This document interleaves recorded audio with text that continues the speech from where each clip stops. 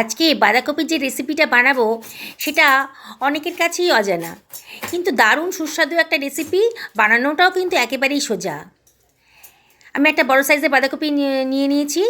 এই পুরো বাঁধাকপিটা আমার লাগবে না, আমি অর্ধেকটা রান্না করব। বাঁধাকপির বাইরের যে মোটা পাতাগুলো সেগুলো আমি ফেলে দিচ্ছি। বাঁধাকপিটাকে আমি অর্ধেক করে কেটে নিচ্ছি, অর্ধেকটাই আমার লাগবে। আজকে নিরামিষ করে করব বাঁধাকপিটা। আপনারা শেষ পর্যন্ত ভিডিওটা দেখুন, দারুণ সুস্বাদু। গরম ভাতের সাথে বলুন, পোলাওয়ের সাথে বলুন, রুটি পরোটার সাথে কিন্তু দারুণ মজার। অর্ধেকটা কেটে নিয়েছি, নিয়ে এবার আবার লম্বা করে কেটে নিচ্ছি। নিয়ে দেখুন আমি একটু ছোট ছোট সাইজের পিস করছি। এইভাবে কেটে নিলাম, আর মাঝখানে যে সাদা পোর্শনটা ছিল সেটা আমি বাদ দিয়ে দিচ্ছি। আমি এইভাবে বাঁধাকপিগুলোকে কেটে নিচ্ছি।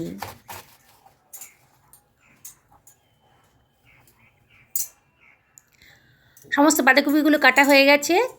এবার সুতো দিয়ে আমি এই বাঁধাকপিগুলোকে মুড়ে নিচ্ছি, একটু টাইট করে নিচ্ছি যাতে বাঁধাকপির লেয়ারগুলো যাতে বেরিয়ে না যায়।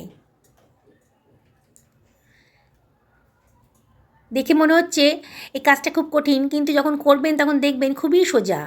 সুতো দিয়ে আমি এগুলোকে একটু টাইট করে নিচ্ছি যাতে এই বাঁধাকপির লেয়ারগুলো খুলে না যায়।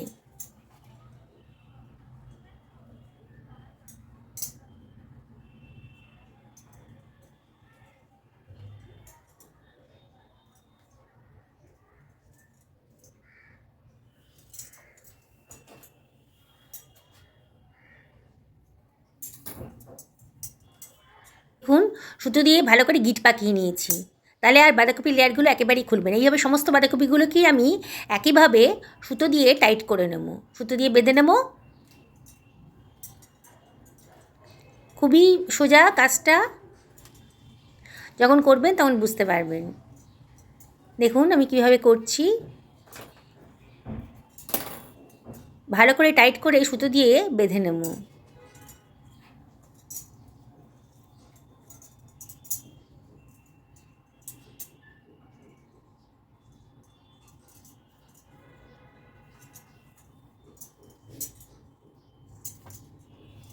সবগুলো বাঁধাকপির টুকরোকেই সুতো দিয়ে বাঁধা হয়ে গেছে।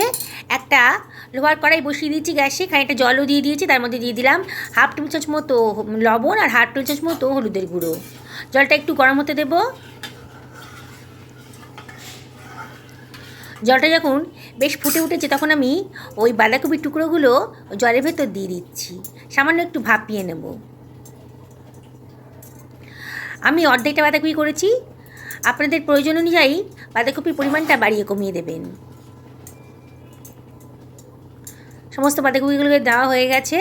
আমি এবার এটাকে ঢাকা দিয়ে মিনিট দুয়েক একটু ভাপিয়ে নেব।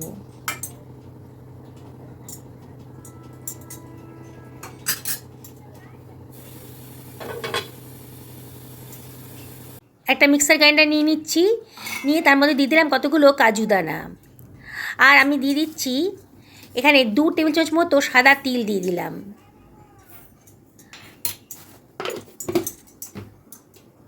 এটাকে আমি জল ছাড়া একটু গ্রাইন্ড করে নিচ্ছি। দেখুন আমার গ্রাইন্ড হয়ে গেছে। এবার এটাকে আমি অন্য একটা পাত্রের ভেতর সরিয়ে রাখবো।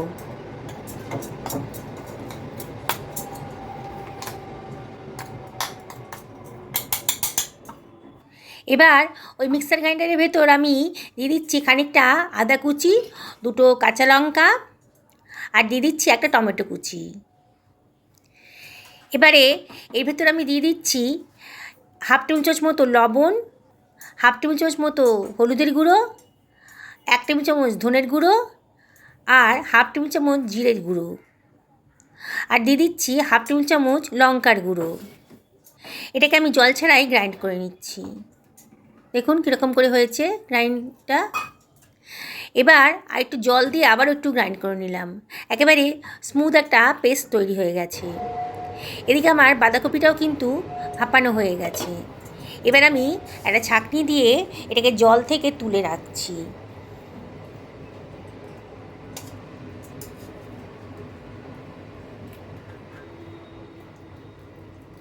গ্যাসে একটা লোহার কড়াই গরম করতে দিয়ে দিয়েছি, আর দিয়ে দিলাম 2 টেবিল চামচ মতো সর্ষের তেল। আজকে আমি সর্ষের তেলই রান্না করব। এবার বাঁধাকপিগুলোকে আমি একটু জলটাকে ভালো করে চিপে, হাত দিয়ে চিপে চিপে জলটাকে বার করে নেব। বাঁধাকপির ভেতরে বেশ অনেকটা জল ঢুকে আছে তো, তাই হাত দিয়ে চিপে জলটা বার করে গরম তেলে এগুলোকে একটু ফ্রাই করে নেব। একসঙ্গে সব দিতে পারবো না, তাই বেচে বেচে করতে হবে।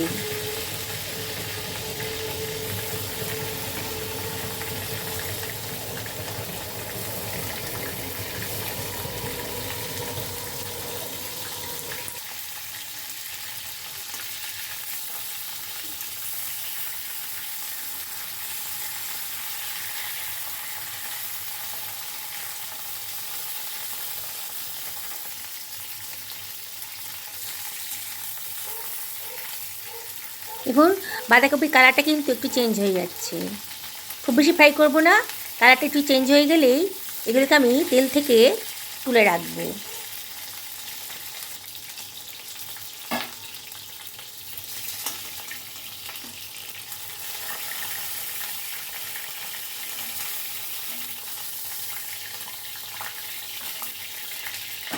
বাকি বাঁধাকপির টুকরোগুলোকেও একইভাবে জলটাকে একটু চিপে বার করে দিয়ে ফ্রাই করে নেব। বাঁধাকপির পাতার ভেতরে কিন্তু অনেকটা জল ঢুকে আছে, তাই একটু চিপে চিপে জলগুলোকে বার করে দিতে হবে। একইভাবে আমি এগুলোকেও একটু ফ্রাই করে নেব।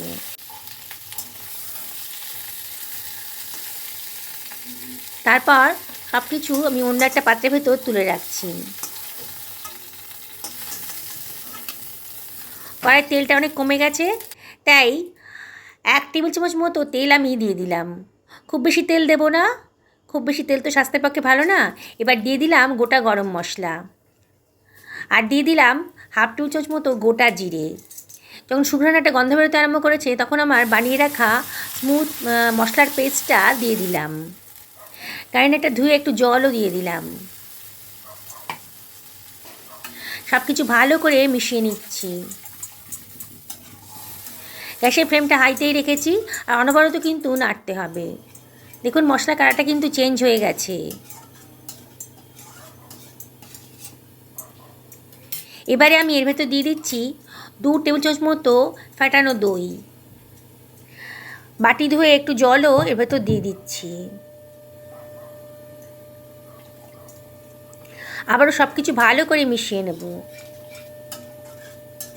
বন্ধুরা, আমি আপনাদেরকে রিকোয়েস্ট করব, এই নতুন ধরনের বাঁধাকপিটা আপনারা বানিয়ে খাবেন। সত্যি এত সুন্দর টেস্টি যে আপনারা বিশ্বাস করতে পারবেন না যে বাঁধাকপি দিয়েও এত টেস্টি একটা রেসিপি তৈরি করা যায়। আবারও মশলাটা ভালো করে কষানো হয়ে গেছে। এবার আমি কাজু বাদাম আর তিলটাকে যে গ্রাইন্ড করে রেখেছিলাম সেটা দিয়ে দিলাম। দিয়ে সব কিছু আবারও ভালো করে মিশিয়ে নিচ্ছি।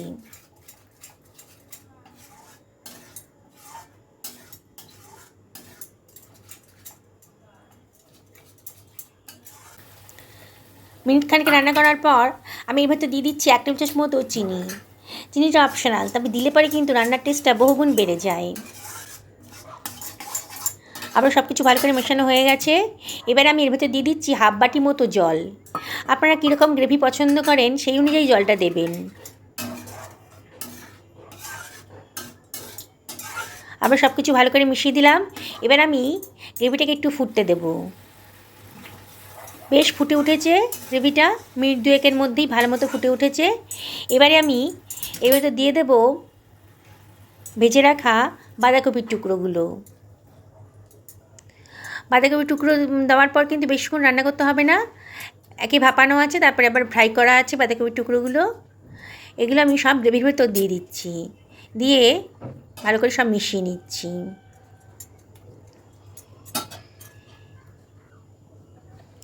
এবার আমি এর ভেতর দিয়ে দিচ্ছি 1 টেবিল চামচ মতো গাওয়া ঘি। ঘিটা দিলে কিন্তু দারুণ একটা টেস্ট আসবে, সুঘ্রাণ গন্ধটাও বেরোবে। 1/2 টেবিল চামচ মতো গরম মশলার গুঁড়োও দিয়ে দিলাম, আর দিয়ে দিচ্ছি বেশ খানিকটা ধনে পাতা কুচি।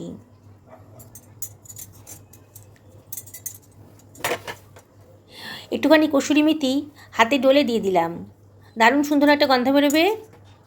এবার ঢাকা দিয়ে মিনিট 2 রান্না করে নেব, একেবারে লো ফ্লেমে। 2 মিনিট হয়ে গেছে, দেখুন আমার কিন্তু রান্নাটা কমপ্লিট হয়ে গেছে।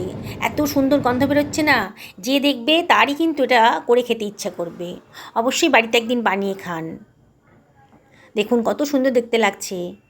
এটা লুচি, রুটি, পরোটা, পোলাও সবার সাথেই খেতে ভাল লাগে, তবে আজকে আমি এটা ভাত দিয়েই খাবো। বন্ধুরা, রেসিপিটা ভালো লাগলে লাইক করবেন আর শেয়ার করবেন। আর আমার চ্যানেলে যদি নতুন হন তাহলে আমি রিকোয়েস্ট করব আমার চ্যানেলটা সাবস্ক্রাইব করার জন্যে। কোথা থেকে ভিডিওটা দেখছেন অবশ্যই কমেন্ট করে জানাবেন। সকলে ভালো থাকুন এই কামনাই করি।